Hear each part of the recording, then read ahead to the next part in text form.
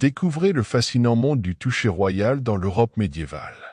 Dans cette vidéo, nous plongerons dans l'intersection complexe entre la foi, la médecine et la monarchie, explorant comment les monarques de l'époque étaient considérés comme des porteurs d'un pouvoir divin de guérison. Des cérémonies pleines de pompe aux croyances enracinées dans le droit divin des rois, nous vous emmènerons à travers des siècles d'histoire pour comprendre comment cette pratique a influencé la société et la politique du Moyen Âge.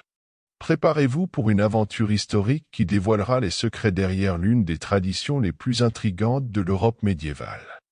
La pratique du toucher royal dans l'Europe médiévale est un phénomène fascinant qui illustre la profonde interconnexion entre la foi, la médecine et la monarchie. Cette tradition, enracinée dans la croyance que les monarques possédaient un pouvoir divin de guérison accordé par Dieu, révèle comment le spirituel et le temporel s'entrelaçaient dans les royaumes européens. Depuis les temps d'Édouard le Confesseur au Xe siècle jusqu'à Henri IV de France, dans la transition entre le Moyen Âge et la Renaissance, le toucher royal est devenu un élément essentiel de la royauté. Édouard, connu pour sa piété, a été l'un des premiers à pratiquer cette tradition, la consolidant comme une cérémonie de guérison et un acte de grâce.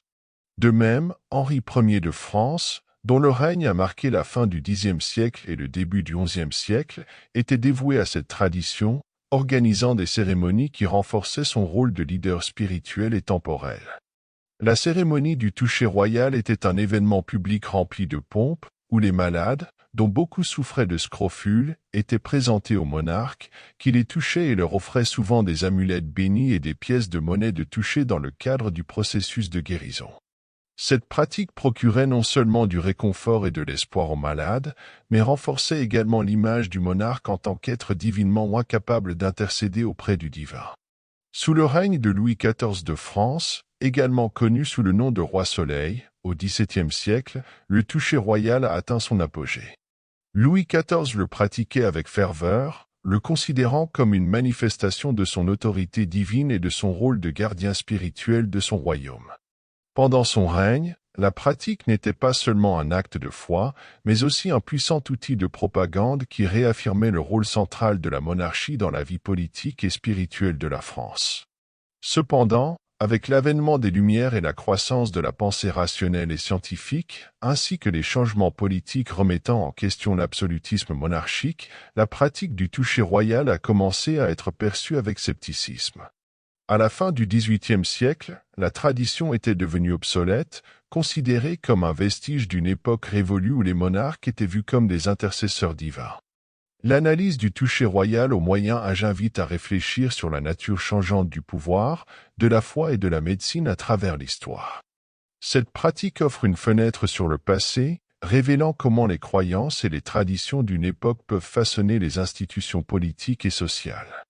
C'est un aspect fascinant de l'histoire qui nous permet d'explorer les nombreux fils qui composent le complexe mosaïque de l'histoire humaine. En conclusion, le toucher royal dans l'Europe médiévale représente bien plus qu'un simple acte de guérison. C'est un phénomène qui nous permet de plonger dans les complexités de la société de l'époque, où la foi, la médecine et la monarchie s'entremêlaient de manière unique. À travers cette pratique, les monarques ne cherchaient pas seulement à guérir leurs sujets, mais aussi à affirmer leur autorité divine et leur rôle central dans la vie politique et spirituelle. En explorant cette fascinante tradition, nous découvrons non seulement les secrets du passé, mais aussi comment les croyances et les traditions peuvent façonner profondément les institutions sociales et politiques. Nous vous invitons à continuer d'explorer l'histoire et à partager vos réflexions sur ce sujet captivant. Inscrivez-vous, aimez et partagez pour plus de contenu historique qui éveille votre curiosité.